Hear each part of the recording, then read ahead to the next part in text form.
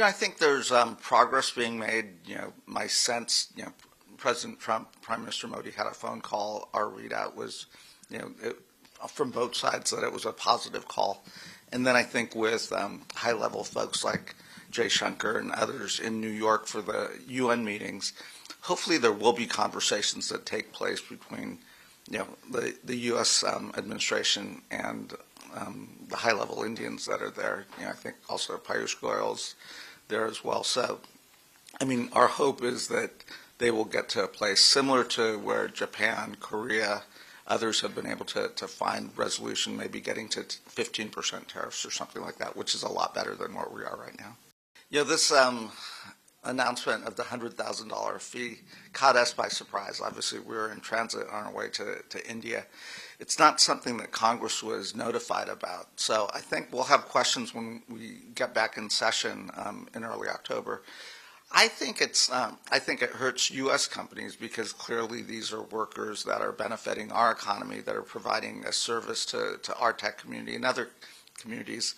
I also think potentially it drives jobs to India. If those companies can't get H-1B workers, but the talent and workforce is here in India, it potentially is something that hurts us in the long term, but perhaps drives some of those jobs and companies here to India. I think this is a real opportunity for India to step up and reach its full potential. I think President Trump very much wants to see an end to the conflict in Ukraine. I think he's frustrated with Vladimir Putin and the Russians, who seemingly every once in a while will say the right things, but then nothing changes and the war continues to escalate. India does have a long relationship with Russia. Obviously it has economic relationships with Russia.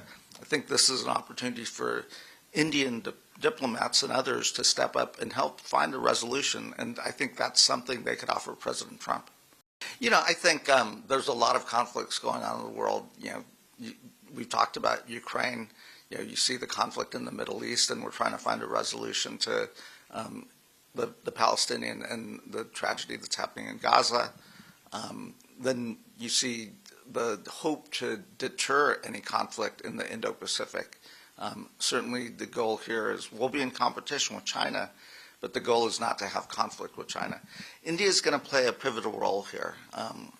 India historically is a non-aligned country. I don't sense that the Modi administration is looking to change that non-aligned strategy at this moment in time. But I think their long-term interests, and I think this is not a Democratic or a Republican view, I think this is the view of most members of Congress, is that their long-term economic interests, geopolitical strategic interests, lie closer to the West. I think there are bumps in the road. I think there are hiccups. Part of the reason for being here in India is to really meet with the corporate sector, to meet with the government, to say, let's look at our long-term strategic interests. And I think, again, there's a real recognition in Congress of the vital role India could play.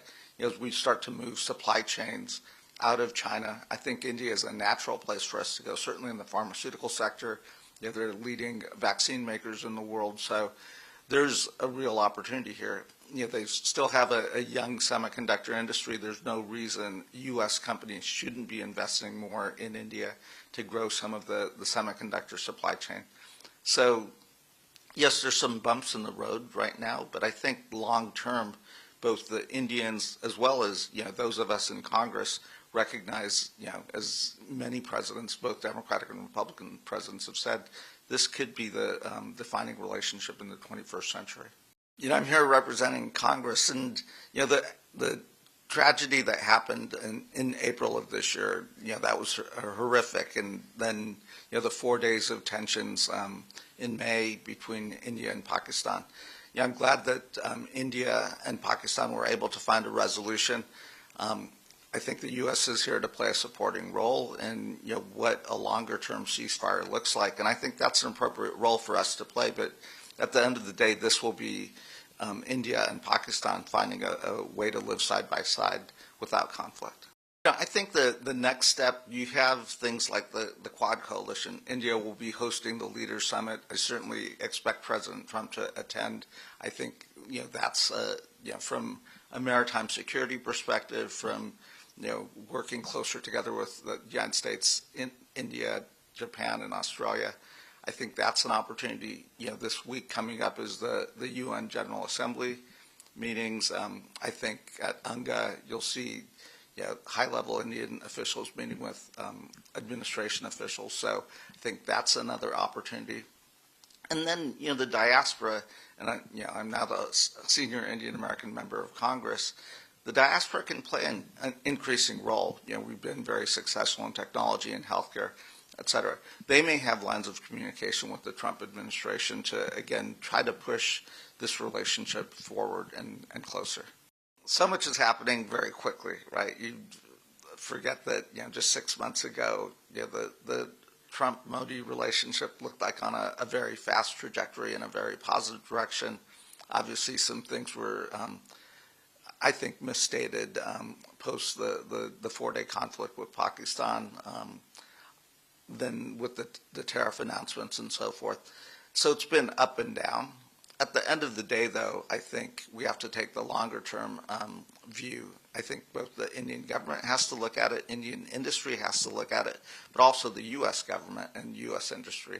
And I think the partnership, our values, as the world's oldest democracy, the world's largest democracy, we have to find a way to work together.